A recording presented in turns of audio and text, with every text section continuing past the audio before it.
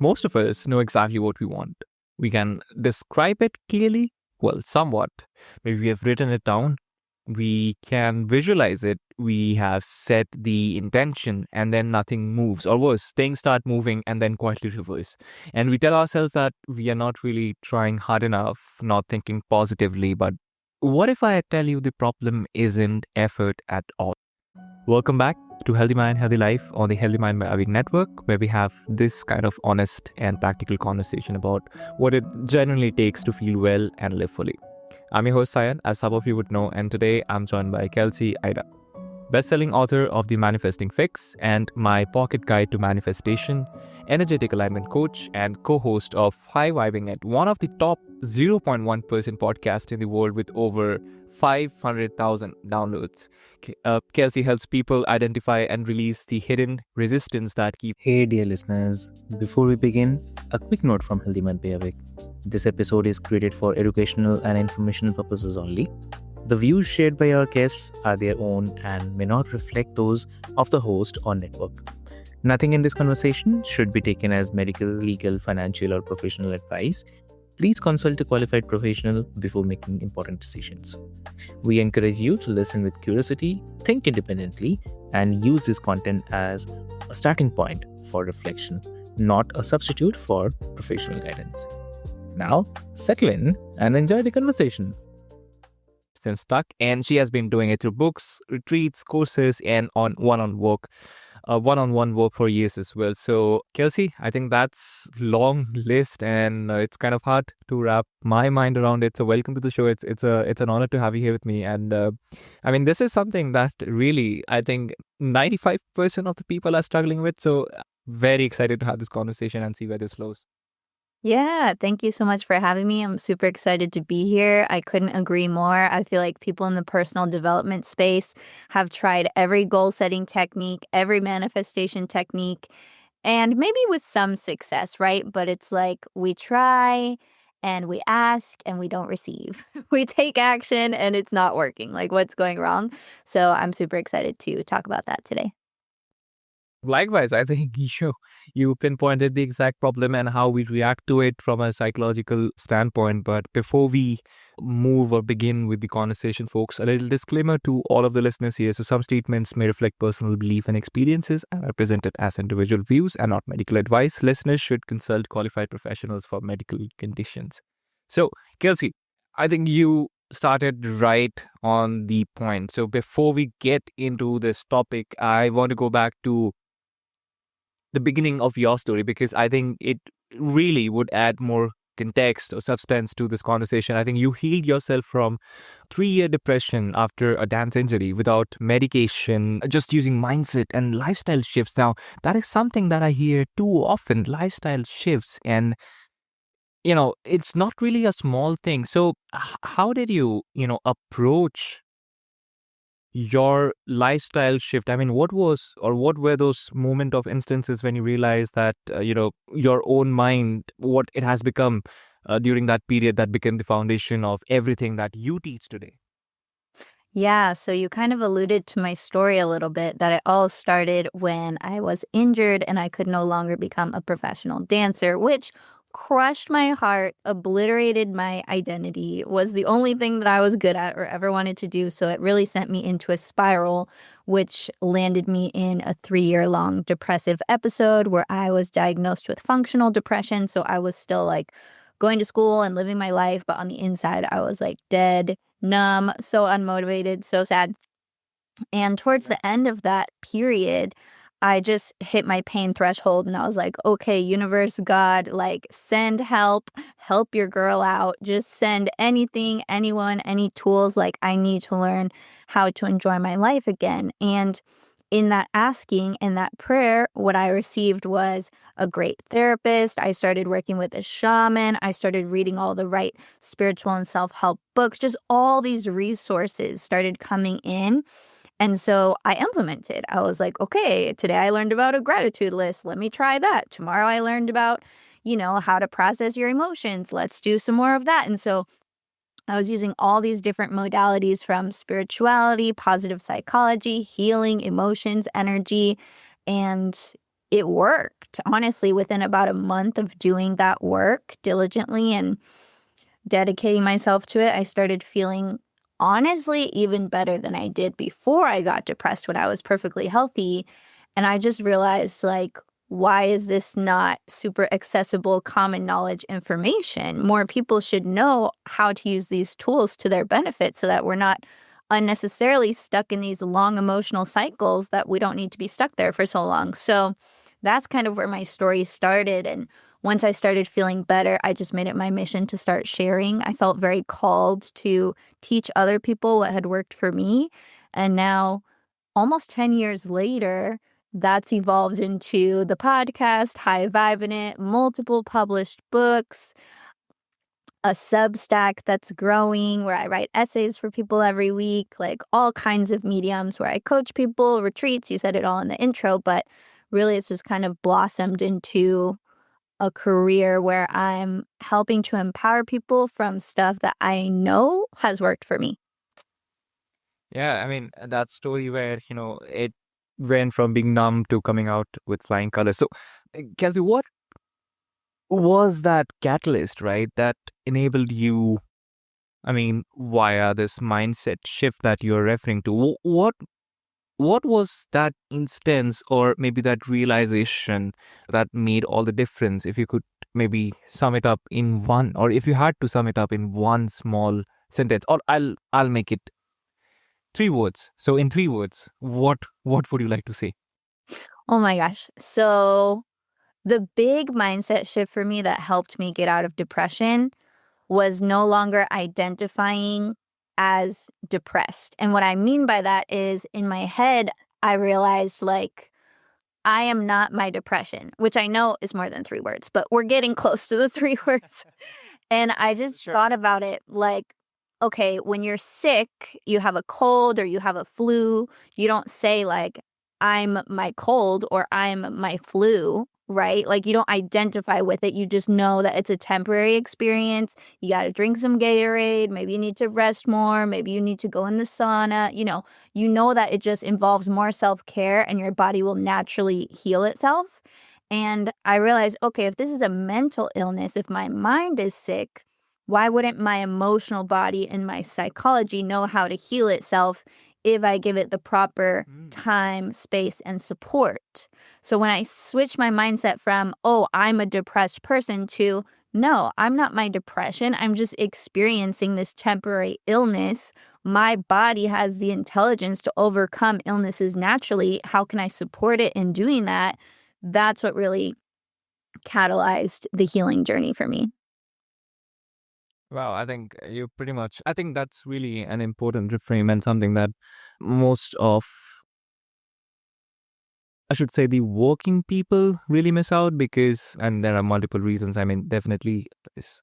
I mean, they themselves don't have much time to, maybe sit and reflect on what's going on. Burnout being one of the most important factors, and then the seasonal anxiety and stress kicking in as well. But we'll come to that towards the end of this conversation, maybe. But Kelsey, I think your book that's called the Manifesting Fix, and to me, it implies that something is broken in the first place. And I think that's an honest framing. So, because I think so many people try manifestation and, try to think positive and being an optimist, all of that, right? And sometimes it just doesn't work for them. So, how do you, or I mean, what is actually even being broken? What is that missing piece that most manifestation advice leaves out entirely? Yeah, great question. So, my whole thesis and what I wrote this entire book about is not that you're broken, right? Like, you don't need the fixing. There just needs to be some tweaks in your approach because what we've been taught about manifestation is that you just ask and then you receive. If you ask nicely and you really want it and you bat your eyelashes, that the universe will be like, here's everything you've ever wanted. When in reality, there's a couple of sub steps between the asking part and the receiving part that really make the manifestation process actually work. And what I've noticed is the only missing piece for people is that they don't realize that the very things that they say they want, they might be secretly, usually subconsciously, resisting them. So, for example, let's say you want to manifest more love, but a part of you is still super traumatized from the last 3 situationships that you endured. So you have this aspect of your psychology that's like, no, we don't want more chaos in our lives. We don't want a relationship that went so poorly last time, right? So it's like consciously you want love, subconsciously you don't feel that it's safe to have it or to get it or to go for it. So it's really like a safety issue most of the time, but it just comes down to resistance. Like if you look at money too, people always want to manifest more money, but then they have all these beliefs about how rich people are evil and money is bad and I shouldn't want more than I need and blah, blah, blah. And so you have all those limiting beliefs that are subconsciously causing you to push money away to repel it instead of attracting it. So the whole book, The Manifesting Fix, is really here's how to figure out the sneaky ways you might be resisting your goals and dreams. And then let's untangle that, work through it, get rid of that resistance. And then in the absence of resisting the things you want, you come into alignment with them. And then in your thoughts and your beliefs and your actions, you can actually move forward towards them in a more whole, excited, 100% of you on board way.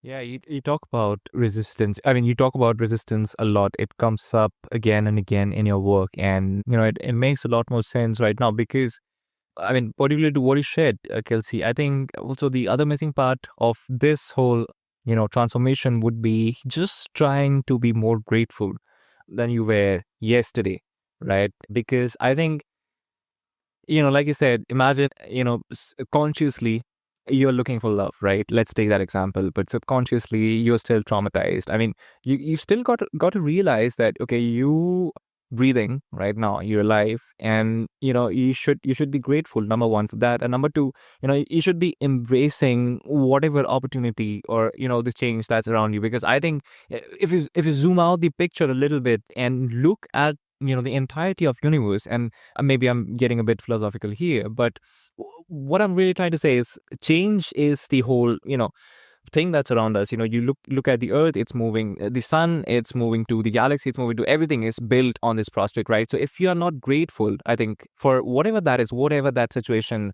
it is, I think resistance in that case becomes a lot, amplified.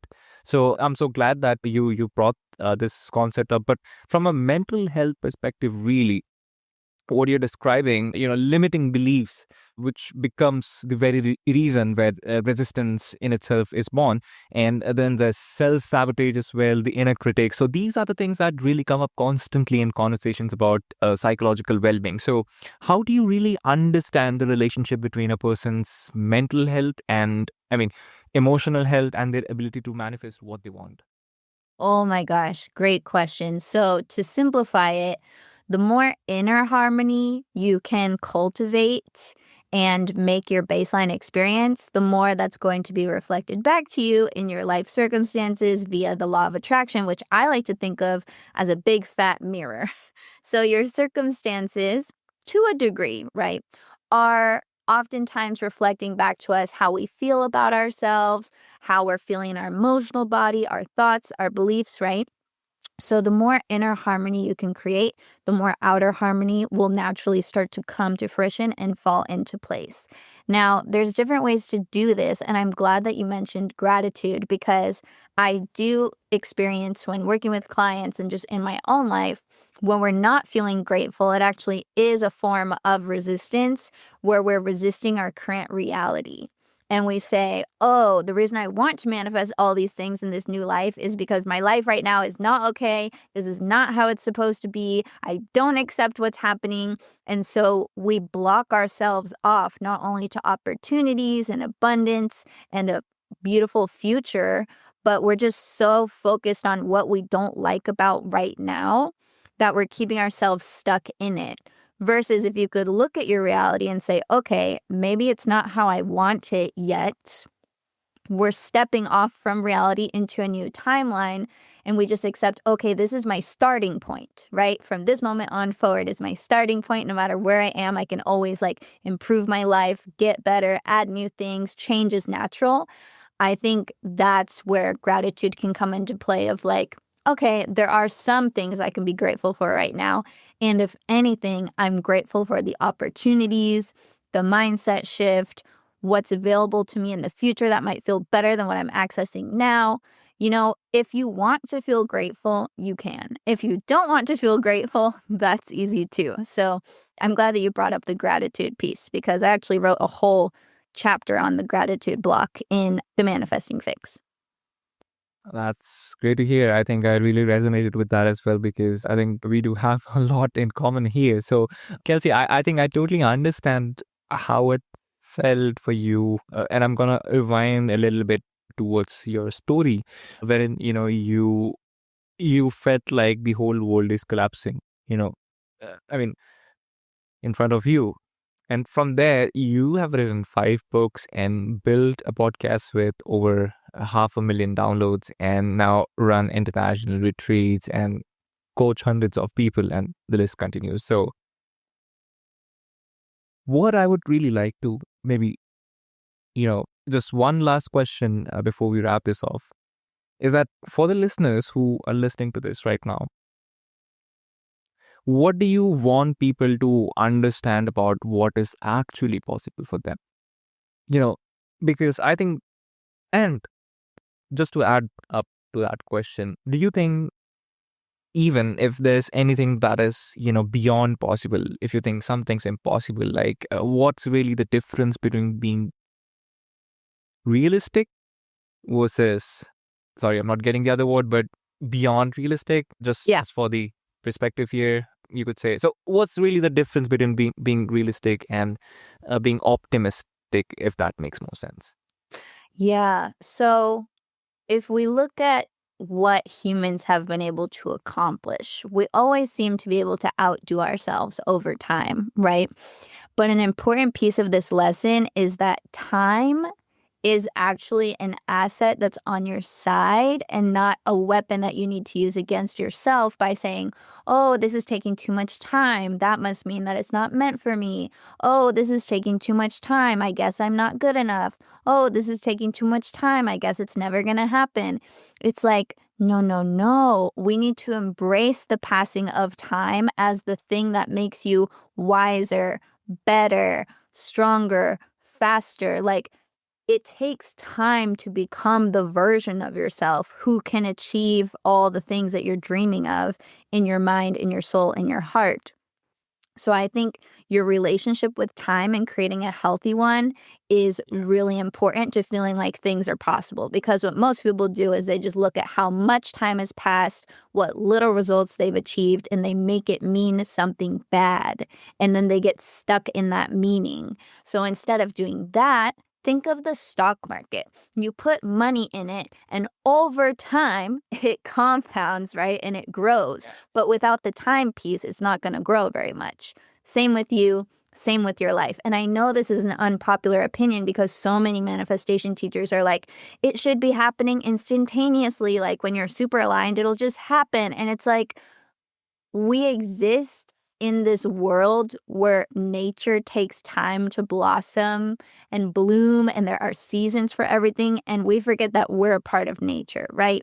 So for us to create our best lives, of course it's going to take some time. It takes time for a tree to grow. It takes time for the bees to create their beehive. It takes time for anything in nature to build something amazing and grow into something amazing. So allowing yourself time, I think, is a huge piece because that opens up possibilities. Now, as far as being realistic versus being like delusional or optimistic or delulu, how they say on social media, I think a little bit of delusion goes a long way. It's like you want to be realistic enough to recognize your starting point, but you don't want to be so realistic that you stay stuck there. You want to have some imagination, some possibility to be like, hey, if that person can do it, I can do it too. Or, we've been so close to this invention or this discovery before, like, I want to be the one to make it happen, right? So I think it's just a mindset shift of not making time passing mean something is wrong, and also opening yourself up to a little bit of delulu, just a little bit. Love it. And I think we need more of such, unpopular opinions in the world, because right now it's filled with only popular opinions, right? It gives you something, I mean, it changes your vantage point really. And I think it was beautiful. We talk a lot about our achievements, but we don't really, talk much of time being an asset, and that it could, I mean, the returns, like you said, I love that analogy that you gave of the stock market, and I think it's real with everything we do in our life as well. The results do compound over time, and I think that's the best note to wrap this up on as well. So, Kelsey, for the listeners who actually resonated with some or perhaps the whole of the conversation, where's the best place for them to find you? And if you could share the details to your podcast as well. Yeah, so you can find me at KelseyAida.com. My new book, The Manifesting Fix, is already available for pre-sale. It doesn't come out till December 1st, so if you don't want to forget that it exists, just pre-order it now. It'll show up at your doorstep during the holidays, and you'll be super happy because then you can go into 2027 ready to manifest your best life, delete all your blockages. So that's where you can find the book. As far as the podcast, if you just search High Vibin' It, which I'm sure you'll link to it in the show notes for people, they can just easily find a really fun, it's kind of like a spiritual meets self-help, manifesting self-love podcast for anyone who's into that kind of stuff. A great free resource. And yeah, if you want to work with me, that's on my website. So you can find everything, all of this at KelseyAida.com. Perfect. Noted. And Kelsey, I'll put all the details in the show notes so that the listeners could easily reach out to you and find you and connect with you and learn more about your work. And I love the podcast name as well. And, maybe would love to, connect with you and have a conversation about this, and maybe we'll come back later for a conversation, around this on Healthy Mind, Healthy Life as well. But with that, folks, we hit today's minute mark. And something that I really want you to take away for maybe the rest of the day today is that, and what Kelsey has left me with is this, right? I think you look at time and you realize that you need to realize that you are not, at the lowest, because no matter how low you are, just remember there is even a lower point than that, and you have not hit that yet. So that is what I would like you all to sit with and maybe ponder about that quote. I don't know, I just made it up right now. I like it. I would love you all to sit with that thought for a few minutes, maybe after we're done with this conversation. So, Kelsey, thank you so much. I think it was a truly, amazing conversation, and I think what a note to end on as well. So, to everyone listening, whatever time it is where you're right now, the life you want is not out of reach. So, you have been listening to Healthy Mind, Healthy Life, and this has been Cyan. So, just take good care of yourself, and I'll see you in the next one.